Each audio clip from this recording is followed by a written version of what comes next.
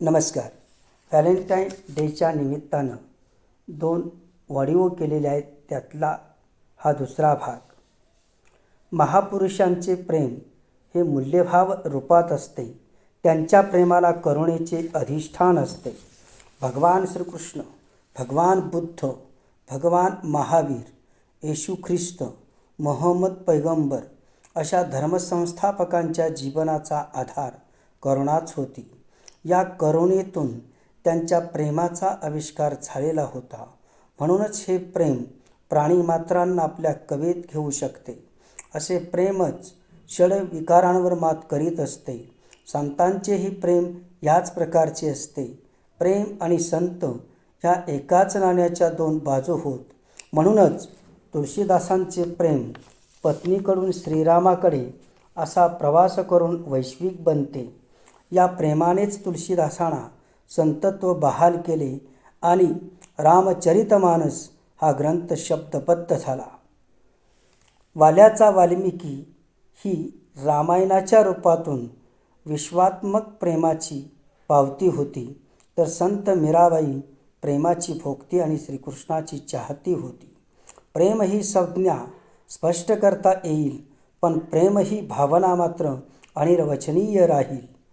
ती शब्दातून स्पष्ट करता येत नाही, पण कृतीतून व्यक्त होते. आणखी एक वर्गीकरण देता येईल.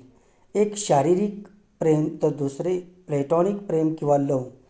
जे प्रेम आकर्षणातून निर्माण होते ते प्रेम शारीरिक असते. ते काही काळापुरतेच टिकते. आज प्रेम विवाहसुद्धा घटस्फोटात परिणत होत आहेत. याचे कारण तेच आहे. या उलट प्लेटॉनिक लव हे काहीसे मानसिक असते. 2 मनांचा तेथे सुसंवाद असतो. या हृदयीचे त्या हृदयी असा हा संवाद असतो. यामध्ये दोघांच्या मधील गुणदोषांचा स्वीकार केलेला असतो.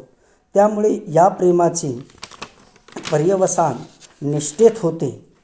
निष्ठेच्या आधारावर विवाह कायम टिकू शकतो. असे प्रेम हे प्रेम राहत नाही, तर ते मूल्यही बनते. बिकट प्रसंगी देखील ते टिकून राहते. व्यावहारिक पातळीवर या व्यक्ती काही कारणास्तव कधीच एकत्र आलेल्या नसतात किंवा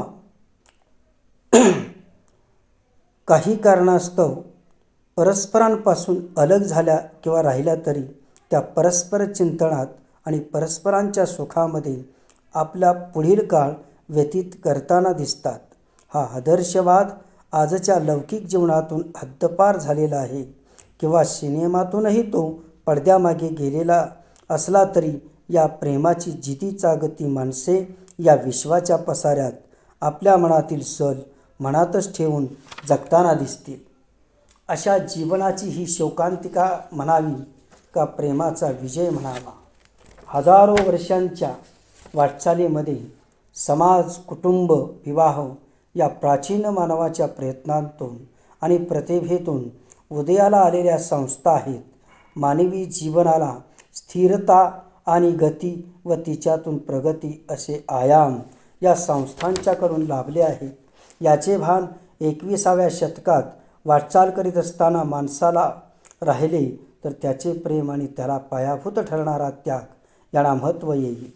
कुटुंब, लग्न ही 2 जीवांची घुसमट नसून एकमेकांच्या मनाचा वेध घेणारी, एकमेकांना घडवणारी प्रयोगशाळा आहे. या प्रयोगशाळेतूनच प्रेमाचे रसायन तयार होते. तेच पुढच्या पिढीकडे संक्रमित होते. हिलाच संस्कृती म्हणतात. अशा प्रेमातून जिथे प्रसन्नता, शांती नांदत असते, असे घर असते आणि तेच मंदिरही बनते. वैज्ञानिक युगात सृष्टीज्ञानाच्या बाबतीत पारंगत असलेला माणूस स्व ओळखीत मात्र अडाणीच राहिला आहे. हे अडाणीपण बाह्य जगाच्या झगमगाटात अधिकच गडद झाले आहे. म्हणूनच माणूस सौंदर्य, सुख, सत्य यांची परिमाणे हरवून बसला आहे.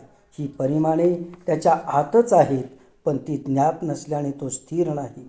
मनाची चंचलताच वास्तव समजून एका व्यक्तीकडून दुसऱ्या व्यक्तीकडे आकर्षित होतोय. यालाच प्रेम हे नाव दिले जाते. म्हणूनच लग्न चोखड वाटू लागते आणि स्वैरता स्वातंत्र्य वाटू लागते. या स्वैरतेतून लग्न संस्थेला सुरुंग लागतो आणि कुटुंब नावाची संस्था भग्न पावते. आज आपण याच वळणावर आहोत असे होऊ नये यासाठी त्यागावर अधिष्ठित प्रेमाचा मागोवा घेत थोडा याने थोडा तिने असा त्याग केला तर कुटुंब घडेल आणि कुटुंबाच्या पायावर समाज घडेल. समाज हीच एक मर्यादा असते. ही मर्यादाच वैश्विक प्रेमाच्या शोधात निघेल. व्हॅलेंटाईनच्या स्मृती सोहळ्याचे हेच प्रयोजन असावे असे वाटते. धन्यवाद.